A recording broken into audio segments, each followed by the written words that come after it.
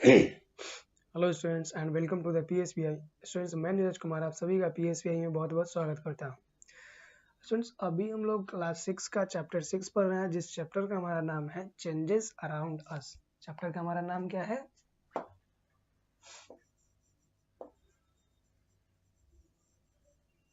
Changes around us. ठीक है, हमारे आसपास जो भी बदलाव हो रहे हैं इसके बारे में हम लोग देख रहे हैं। ठीक है, चेंजेस अराउंड अस के बारे में। ठीक है, तो इसमें हम लोग पिछले क्लास में हम लोग मेटल के बारे में देखे थे कि मेटल क्या होता है। मेटल पे जब भी हीट पड़ता है, मेटल पे हीट आता है, तो मेटल हीट पड़ने से क्या होता है? एक्सपेंड होता है। ठीक है, मेटल पे हीट आने से क्या होता है? एक्सपेंड होता है। और जैसे ही मेटल को कूल किया जाता है तो वो क्या होता है? कॉन्ट्रैक्ट हो जाता है, यानी कि एक जगह आके संकुचित हो जाता है। उसी एक्टिविटी को हम लोग देखने वाले हैं। किसके माध्यम से देखेंगे हम लोग? इस ब्रास का बॉल के माध्यम से हम लोग देखेंगे। ठीक है, तो चलिए एक्टिविटी हम लोग देखते हैं कि एक्टिविटी में क्या बताया गया है।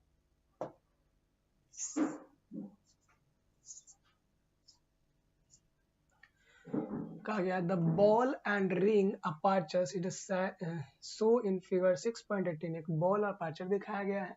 Apertures it consist of a metal ring attached to the stand by a clamp and a brass ball suspended from a hook. ठीक है, एक ब्रास का बॉल है, इस हुक में ऐसे सस्पेंड करके लटकाया गया है। ठीक है, proceed in the flowing step and carefully observe changes that आकर। अभी जो नीचे जो भी चीज दिया गया ना, इसको हम लोग को क्या करना है? केयरफुली, सावधानी पूर्वक इसे प्रोसीड करना है और देखेंगे कि इस मेटल के ब्रास के बॉल में क्या चेंजिंग आता है, क्या बदलाव आता है। ठीक है, पहला नंबर क्या कहा गया है?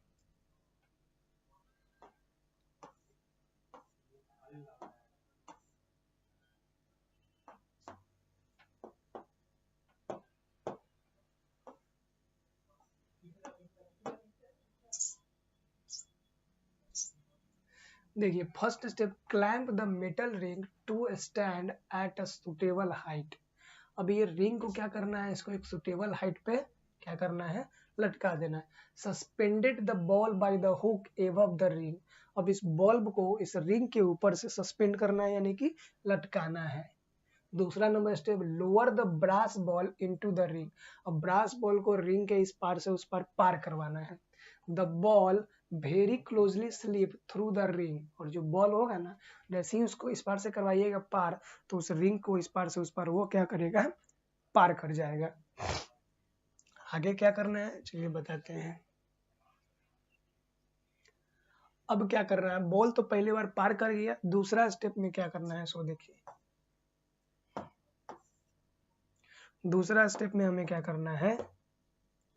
Remove the ring from the stand. अब इस रिंग को क्या करना है? स्टैंड से हटा देना है। Heat the suspended brass ball over a spirit lamp. और ये जो बॉल है ना, इस बॉल को एक स्प्रिट लैंप पे क्या करना है? हीट करना है, यानी कि गर्म करना है। ठीक है, क्या करना है? गर्म करना है, हीट देना है। Heat the suspended brass ball over a spirit lamp.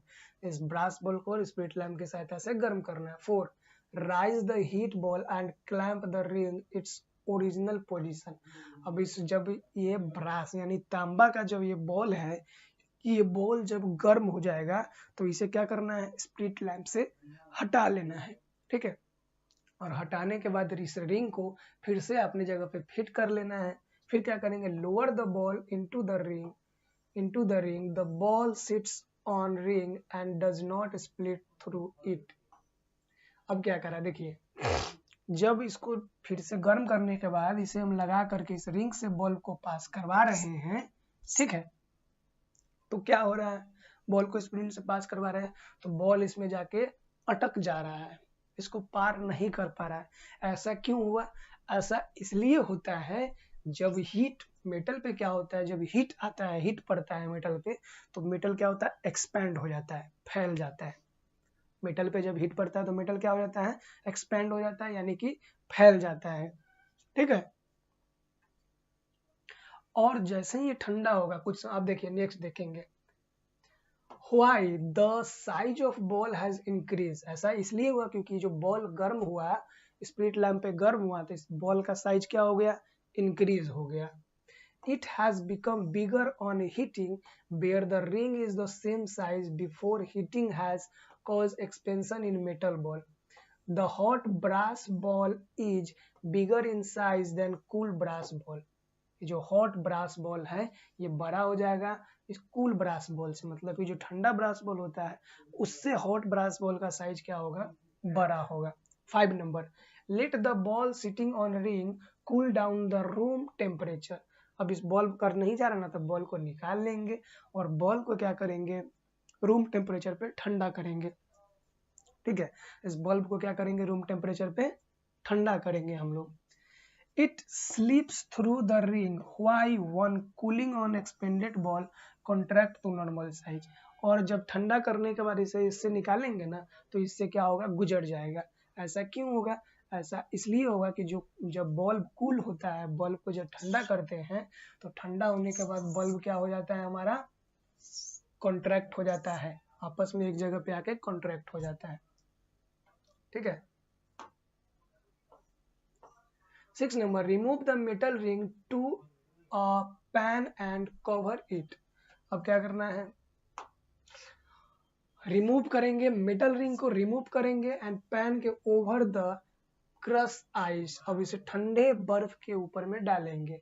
After about 10 minute take the ring, ठीक है, take the ring clamp into stand. और 10 मिनट ठंडा करने के बाद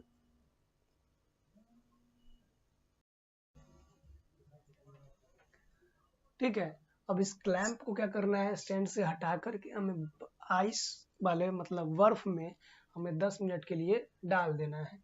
ठीक है, about 10 minute take the ring out and clamp to it stand, try to pass the ball through the ring again, the ball does not slip through, cooling has caused contraction in the metal ring, it has become smaller in size than before।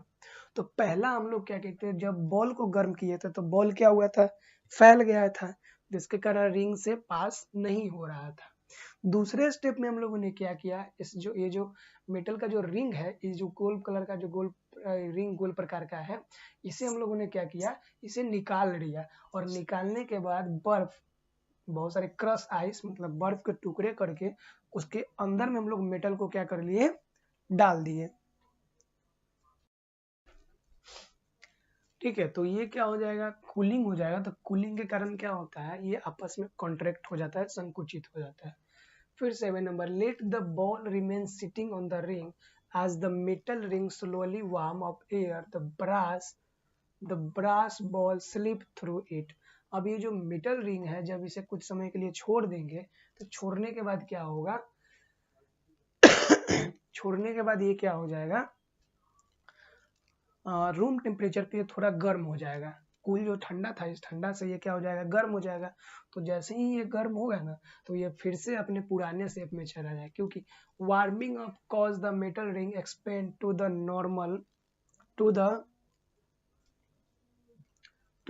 Normal side so the ball slip through it. तो ये normal side में हो जाएगा तो ये ball क्या होगा, इससे क्या हो जाएगा, स्लिप करके ये बाहर आ जाएगा। ठीक है स्टूडेंट्स, तो ये जो इस एक्टिविटी से हमें क्या पता चला, इस एक्टिविटी से हमें पता चला कि जो मेटल होता है, मेटल पे हीट पड़ने से मेटल क्या होता है, एक्सपेंड होता है और हीट से मेटल एक्सपेंड होता है, और कूल मतलब कि कोल्ड से क्या होता है, ये कॉन्ट्रैक्ट होता है, संकुचित होता है। ठीक है स्टूडेंट्स,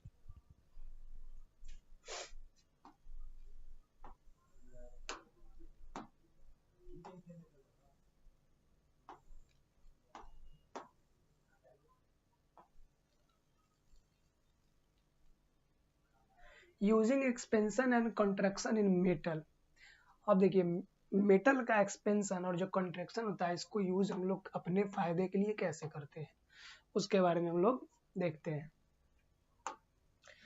कहा जा रहा है using expansion and contraction in metal, धातु में जो उसका एक्सपेंशन और कॉन्ट्रैक्शन होता है इसे कैसे यूज करेंगे।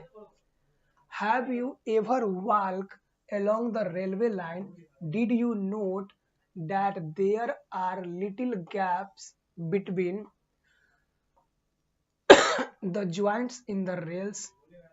देखिए कहा है कि आपने रेल की पटरी पे कभी चला होगा, रेल का पटरी इस प्रकार से होता है, रेल की पटरी पे चलिएगा ना तो इसके बीच में क्या होता है, गैप दिया जाता है, मेटल के बीच में यहाँ पे देखिएगा ना तो कुछ कुछ जगहों पे गैप दिया जाता है। ऐसा गैप क्यों होता है, why are this gap left, तो इस गैप को क्यों छोड़ा जाता है, इस गैप को क्यों छोड़ा जाता है तो देखिए the reason is that hot sunlight the metal rails expand.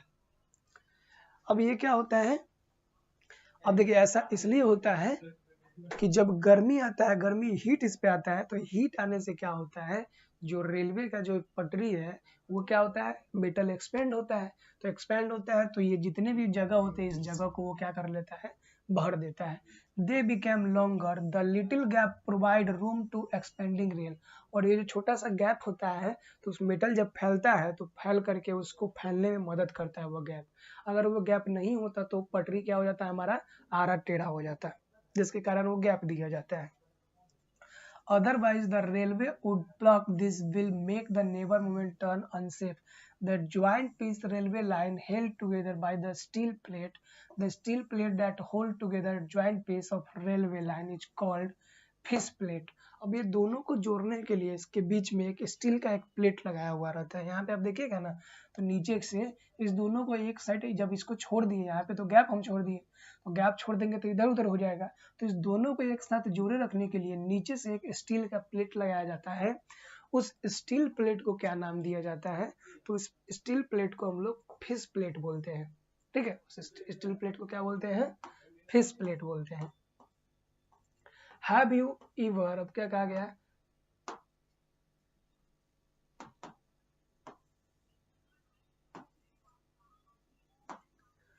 have you ever noted the telephone wire and electrical wire are tuning on poles?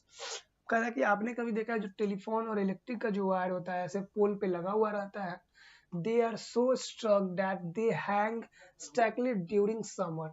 अभी आपने देखा होगा कि जो गर्मी के दिनों में जो तार होता है ना, ये तार ऐसे सीधा होता है, लेकिन गर्मी के दिनों में देखिएगा तो ये ऐसे हैंग होगा, लटका हुआ।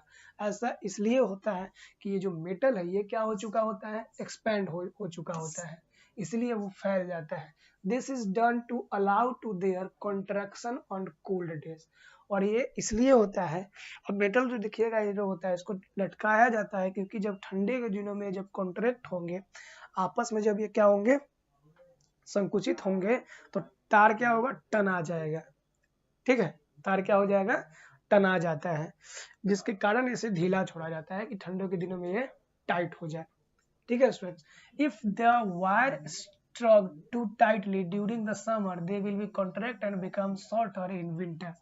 अगर गर्मी के दिनों में हम लोग टाइट से तार को बांध देंगे तो ठंडे के दिनों में क्या होगा, ठंडे के दिनों में वो क्या होगा, कॉन्ट्रैक्ट होगा, और कॉन्ट्रैक्ट होकर के तार क्या हो जाएगा, छोटा पड़ेगा, तो वो टूट भी सकता है। As a result, they may be snap apart. The wire that hangs slackly during summer shorter in length in winter and stretch tightly। तो ये क्या होता है, गर्मी के दिनों में इसको ढीला किया जाता है ताकि ठंडे के दिनों में कॉन्ट्रैक्ट होकर के टाइट हो जाए। अगर इसे ठंडे के दिनों में अगर, गर्मी के दिनों में अगर क्या होगा, ठंडे के दिनों में अगर ज्यादा ढीला छोड़ दिया जाएगा तो गर्मी के दिनों में वो और ढीला हो जाएगा, क्योंकि गर्म पड़ने पे क्या होगा, वो एक्सपेंड होगा, और कोल्ड होने पर क्या हो जाएगा, वो ठंडा होगा। तो स्टूडेंट्स आज की क्लास में इतना ही।